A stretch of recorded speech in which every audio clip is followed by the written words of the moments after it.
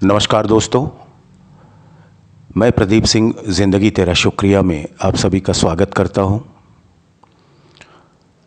दोस्तों, आज एक ऐसी कहानी लेकर के आप सभी के सामने उपस्थित हो रहा हूं जो एक बहुत बड़ा संदेश अपने अंदर समेटे हुए है।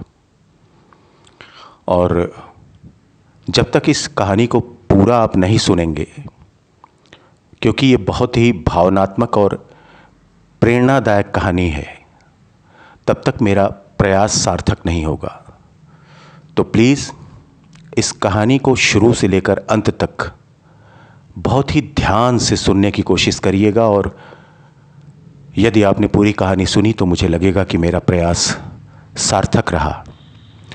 कहानी का शीर्षक है बेटी कहूँ या लक्ष्मी। मेरी ये कहानी प्रत्येक लड़की के लिए एक प्रेरक कहानी है और लड़कों के लिए अनुकरणीय शिक्षा। कहानी का शीर्षक फिर से एक बार आपको बता दें, बेटी कहूँ या लक्ष्मी। किसी भी लड़की की सुंदरता उसके चेहरे से नहीं, उसके दिल से आंकी जाती है। पति ने घर में पैर रखा। अरे सुनती हो? आवाज सुनते ही पत्नी हाथ में पानी का गिलास लेकर बाहर आई और बोली, अपनी बेटी का रिश्ता आया है। अच्छा भला इज्जतदार सुखी परिवार है। लड़के का नाम युवराज है। बैंक में काम करता है। बस बेटी हाँ कह दे तो सगाई कर देते हैं। बेटी उनकी एकमात्र लड़की थी। घर में हमेशा आनंद का वातावरण रहता था। कभी कभार सिगरेट व पान मसाले के कारण उनकी पत्नी और बेटी के साथ कहासुनी हो जाती थी, लेकिन वो मजाक में निकाल देते। बेटी खूब समझदार और संस्कारी थी। एसएससी पास करके ट्यूशन, सिलाई का काम करके पिता की मदद करने की हमेशा कोशिश करती रहती थी। और अब तो बेटी ग्रेजुएट हो गई थी और नौकरी भी करती थी, लेकिन बाप उसकी पगार में से एक भी रुपया नहीं लेते थे और रोज कहते, बेटी ये तनख्वाह तेरे पास रख, तेरे भविष्य में तेरे काम आएंगी। दोनों घरों की सहमत से बेटी और युवराज की सगाई तय कर दी गई। सगाई हुई और शादी का मुहूर्त भी निकलवा दिया गया। अब शादी के 15 दिन और बाकी थे। बाप ने बेटी को पास में बिठाया और कहा, बेटा तेरे ससुर से मेरी बात हुई। उन्होंने कहा दहेज में कुछ नहीं लेंगे, ना रुपए, ना गहने और ना ही कोई चीज। तो बेटा तेरी शादी के लिए मैंने कुछ रुपए जमा किए हैं। ये 2 लाख रुपए मैं तुझे देता हूं, तेरे भविष्य में काम आएंगे। तू तेरे खाते में जमा करवा देना। ओके पापा। बेटी ने छोटा सा जवाब देकर अपने रूम की तरफ रुख कर लिया। समय को जाते कहाँ देर लगती है। शुभ दिन, बारात आंगन में आई। पंडित जी ने चंवरी में विवाह की विधि शुरू की।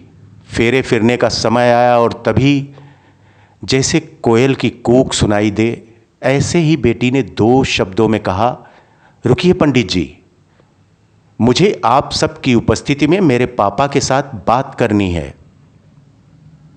पापा, आपने मुझे लाड़ प्यार से बड़ा किया, पढ़ाया, लिखाया, खूब प्रेम दिया। इसका कर्ज तो मैं चुका नहीं सकती, लेकिन युवराज और मेरे ससुर जी की सहमति से जो आपने 2 लाख रुपए दिए हैं, मैं इसका चेक आपको वापस देती हूं। इन रुपयों से मेरी शादी के लिए लिए हुए उधार वापस दे देना और दूसरा चेक 3 लाख रुपए का जो मैंने अपनी पगार में से बचत की है, जब आप रिटायर होंगे तब आपके काम आएंगे। मैं नहीं चाहती कि आपको बुढ़ापे में किसी के आगे हाथ फैलाना पड़े। अगर मैं आपका लड़का होती तब भी इतना तो करती ना। वहां पर सभी की नजर बेटी पर थी। पापा, अब मैं आपसे जो दहेज मांगूंगी वो देंगे ना आप? बाप भारी आवाज में बोला, हाँ बेटा। इतना ही बोल सके तो पापा मुझे वचन दो, आज के बाद आप सिगरेट को कभी हाथ नहीं लगाओगे।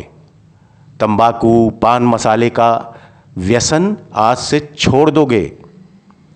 सबकी मौजूदगी में दहेज में बस इतना ही मांगती हूं। लड़की का बाप मना कैसे करता? शादी में लड़की की विदाई के समय कन्या पक्ष को रोते हुए देखा होगा, लेकिन आज तो बारातियों की आंखों में आंसुओं की धारा निकल चुकी थी। मैं दूर से उस बेटी को लक्ष्मी रूप में देख रहा था। रुपए का लिफाफा मैं अपनी जेब से नहीं निकाल पा रहा था। आखिर साक्षात लक्ष्मी को मैं कैसे लक्ष्मी दूं? लेकिन एक सवाल मेरे मन में जरूर उठ रहा था, भ्रूण हत्या करने वाले लोगों को इस जैसी लक्ष्मी मिलेगी क्या? तो दोस्तों, कहानी बस इतनी सी है, लेकिन एक सवाल हर कहानी सुनने वाले के दिमाग में मैं छोड़ के जा रहा हूं। आप सोचिएगा, जो भ्रूण की हत्या हो रही है आज के ज़माने में बड़े धड़ल्ले से, बहुत तेज़ी से, क्या ऐसे लोगों की किस्मत में इस तरह की लड़की लिखी है? ढूंढिएगा इस जवाब को, और तब तक हम फिर आपसे किसी अन्य कहानी में कुछ अन्य समस्या को लेकर के उपस्थित होंगे। हाँ, कहानी अच्छी लगे तो प्लीज़ ज़िंदगी तेरा शुक्रिया चैनल को लाइक और सब्सक्राइब करना ना भूलिएगा। लोगों को इसके बारे में बताना भी मत भूलिएगा, और साथ ही साथ मेरे इस जागरूकता अभियान में भी मेरा सहयोग करिएगा। तब तक के लिए मुझे आज्ञा दीजिए, शीघ्र मुलाकात होगी। धन्यवाद।